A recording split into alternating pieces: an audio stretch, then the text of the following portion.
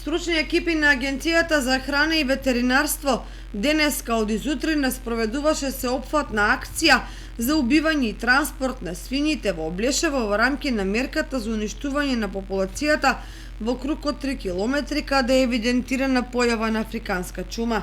Со специјални така наречени пиштоли се убиваа свињите од прасење до гоени животни и моторици, со багер се товареа во камиони и се транспортираа до определените локации.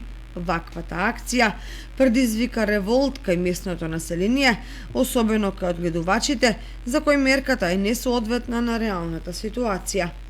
Па тоа е голема штета за населението. Во е еден бизнис на одредени луѓе од власта горе.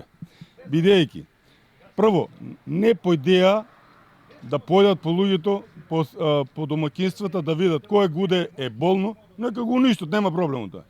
Али право здраво до тебе, па дека го има тоа? Ветеринарните инспектори кои беа присутни во Облешево ги одбегнуваа медиумите, меѓутоа ги убедуваа селаните дека истребувањето на свинскиот фонд е неопходно за да се спречи ширење на болеста, без оглед дали во моментот тие се заболени или не.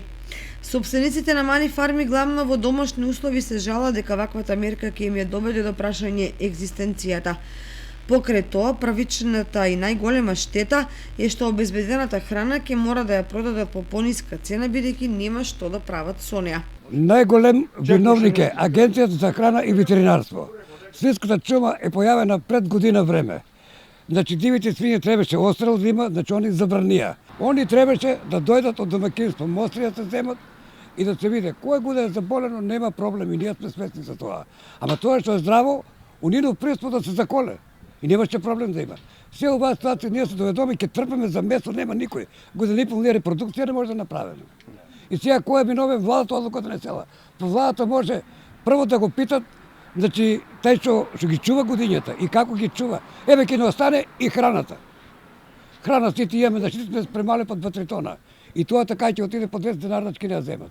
Не се задоволни ниту од обештетувањето кое треба да се реализира во рок од 6 месеци, бидејќи цените се од пред кризата и бранот по скапувањата се движат околу 80 до 100 денари за животно над 150 килограми, до 120 денари за товеници до 120 килограми. Како трајно негативна последица на оваа мерка и најавата на голем број мали фармери, односно одгледувачи, за секогаш да се откажат од свињарството.